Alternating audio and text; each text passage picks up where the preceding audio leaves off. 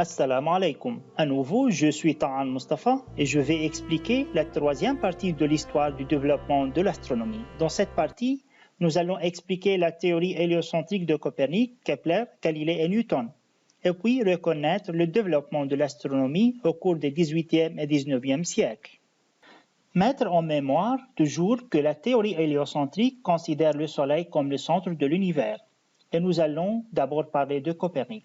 Copernic, un homme polonais au XVIe siècle, était le premier qui a proposé la théorie héliocentrique. Il a démontré avec une grande précision que tous les problèmes avec le modèle de la théorie géocentrique de Ptolémée ont instantanément disparu si le Soleil occupe le centre de l'univers. Selon Copernic, le mouvement rétrograde résulte du fait que la Terre dépasse Mars à un moment particulier de son orbite, car lorsque nous dépassons Mars, elle apparaît en mouvement à l'envers. C'est comme une voiture qui apparaît en mouvement vers l'arrière quand on la dépasse sur une autoroute. Ensuite, son modèle adoptait que le Soleil est immobile et occupe le centre de l'univers. La Terre est une planète comme les autres planètes.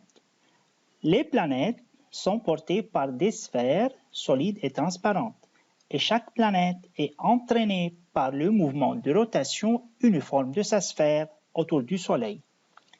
Les étoiles fixes sont portées par la sphère qui a le rayon le plus grand. La période de révolution d'une planète autour du Soleil augmente avec la distance qui la sépare de celui-ci. La Terre tourne autour du Soleil en un an et en même temps tourne sur elle-même en 24 heures. La Lune est un satellite de la Terre et effectue un mouvement circulaire uniforme autour d'elle. Les planètes sont situées autour du Soleil dans l'ordre suivant, de la plus proche à la plus éloignée: Mercure, Vénus, la Terre, Mars, Jupiter et Saturne.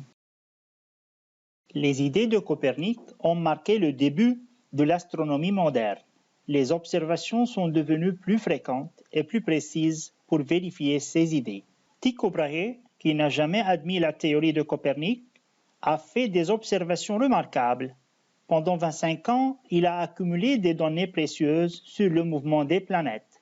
Il inventa aussi multiples appareils de mesure qui lui permirent d'effectuer les observations les plus précises à l'œil nu.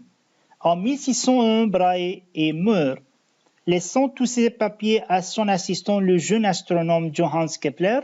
Kepler est convaincu par la théorie de Copernic, mais il se rend compte que les orbites des planètes ne sont pas circulaires, mais elliptiques. Il a publié 3 lois empiriques qui sont: la première loi, les planètes décrivent autour du Soleil des ellipses dont il occupe l'un des foyers. La deuxième loi relie la vitesse de la planète à sa distance au Soleil. La vitesse diminue à mesure que la distance augmente et vice-versa. Cela vérifie pourquoi le temps passé entre le 21 mars et le 23 septembre est 3 jours plus long que le temps passé entre le 23 septembre et le 21 mars, puisque du 23 septembre au 21 mars, la Terre est plus proche du Soleil qu'elle est entre le 21 mars et le 23 septembre. Donc, elle a une plus grande vitesse. La troisième loi relie la période de révolution de la planète à sa distance moyenne au Soleil, de sorte que la période augmente avec la distance moyenne. Convaincu par la théorie de Copernic, Galileo Galilei en chercha la preuve expérimentale. Il fabriqua la première lunette conçue pour l'observation astronomique.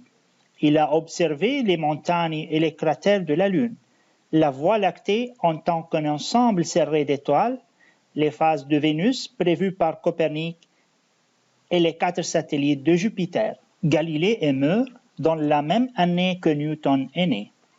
Newton a déduit la loi de la gravitation universelle qui affirme que 2 corps s'attirent mutuellement avec une force qui varie avec l'inverse du carré de la distance entre eux et avec le produit de leur masse. Sa découverte de la séparation de la lumière blanche par un prisme l'a incité à construire le premier télescope à réflexion qui évite la dispersion des couleurs par réfraction. Découvrir l'univers ne s'est pas arrêté au XVIIIe et XIXe siècle. Il poursuit son développement. Par exemple, Edmund Halley détecte le mouvement des étoiles et met fin au concept de la sphère d'étoiles fixe. William Herschel a découvert la 7e planète du système solaire, Uranus. Il a également découvert les étoiles doubles. Urbain Le Verrier a émis l'hypothèse d'une planète inconnue en essayant d'interpréter les perturbations observées en mouvement d'Uranus. Il a découvert la 8e planète, Neptune, à la position exacte prévue par le calcul conformément à la loi gravitationnelle. Au milieu du XIXe siècle, l'étude et l'interprétation du spectre de la lumière solaire ont conduit au développement d'un nouveau domaine d'astronomie, l'astrophysique. L'astrophysique est une science qui étudie la constitution, les propriétés physiques et l'évolution des étoiles. Ceci est la fin de la leçon. J'espère que vous avez apprécié ces informations. Tout ce qui est mentionné dans la vidéo est à bien étudier et vous pouvez le trouver dans la fiche de résumé. Bonne journée.